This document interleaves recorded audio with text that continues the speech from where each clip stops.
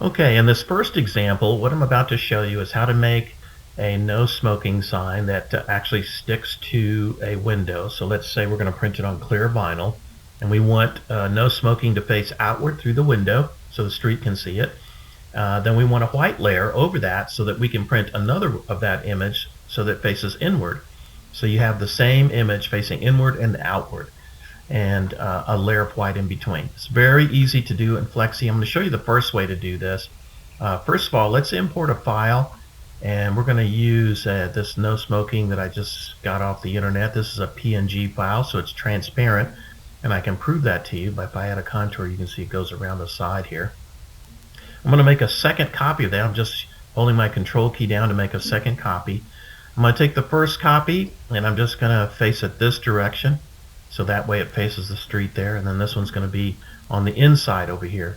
Really easy way to do this in Flexi is just go to the effects menu and choose underbase and solid, and then you can add a bleed or a choke. So if I wanted like a little white extra to go around the edge to make sure I cover it, I could add a little extra if I want to right here, which I've done. Just a little hair around the extra, or you can actually choke it and bleed it right in there and just make it go on the inside if you want to.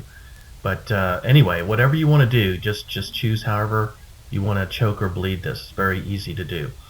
Let's go ahead and click OK on that. And to show you what actually happened, what I'm going to do is I'm going to go ahead and go to my menu here and separate these. And what happened was I said solid underbase, so it put this circular spot color, gray color, underneath my circle here. That's actually going to end up being my my spot color that I'm going to use. Okay, so let me undo that so it all goes back together, and let's make sure we have it all set up here. Okay, so I'm going to start over here and let's make a copy. Very easy to make a copy. I'm just holding my control key down, and in this case it's going to face this way. Okay, and then I'm going to take this graphic, go to effects and underbase and solid, and just say OK in this case. I'm going to make the white go right to the edge here. Now I'm going to take both of those, since this is the second one here and it's on top. I'm going to take both of those and right click, and you can easily just align those by getting both their centers on top of each other. This job's ready to go, by the way. I mean, just that quickly. So if I want to print this, I go to my printer, and the first thing I'm going to check is my profiles over here. So I'm going to go to my profile set here, and all you've got to do when you're using your L630 is just check to make sure you've chosen the kind of profile that allows you to print CMYK, then white, then CMYK again. And they call that a sandwich. So you want to find anything that says S3L, so that's sandwich 3 layer, right? So I'm going to use this transparent vinyl to print with, so I'm just going to choose S3L in here. What that does is that turns on the color mode, so CMYK, white, and CMYK. Pretty straightforward. Another thing I have to check is my mapping. And I'm actually going to click on that and say, okay, when you see the word underbase here, use the white ink channel. That's all that's saying. And normally, if that's just saying whenever you see that word or that color, use white ink. Pretty simple, huh? Okay. And I don't need to send in driver options or anything. Let's just go ahead and send this job over.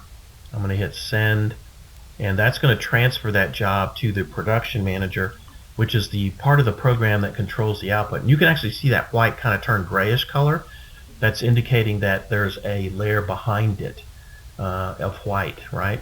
So here's the cool thing. Let's just double click on this and let's check it out, right? So I'm going to click my tab over here where it says output preview channel. This allows you to see all the colors being used. So if you turn that on, you can see what's going to print in cyan, what's going to print in magenta, yellow, black. It kind of shows you a preview of all those colors. More importantly, you can turn them all off and see what's going to print in white. That's going to print in white right there. So it's going to print that solid circle in between these graphics, which is exactly what I wanted. The only other thing I want to add is I want to go over here to this tab that says transparency, because what I'm going to do is turn on a transparent background. You see the white back here? I'm just going to select that white.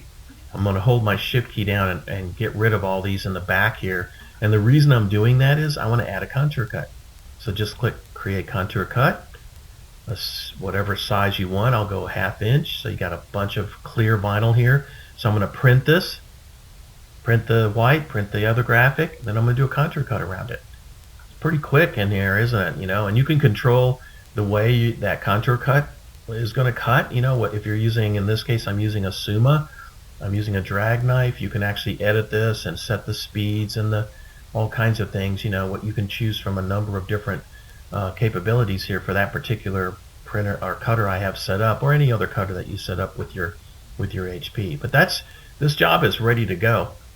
I literally am ready to print this job, and I can simply click OK here, and this will give me a summary. You can see now the new contour is there. It's showing there's a transparent background. I'm printing on the right kind of adhesive that I want. It's 3-layer sandwich. It's a print and cut job, and at this point I'm ready to print. That even has the registration marks correct. So I'm ready to print this and cut it. Very, very easy to do. Again, these tabs are very easy to understand, and it makes it very easy to use your HP with any vinyl cutter to get the output that you're looking for right away. Very straightforward. Okay, let's click OK, and we're ready to send that job.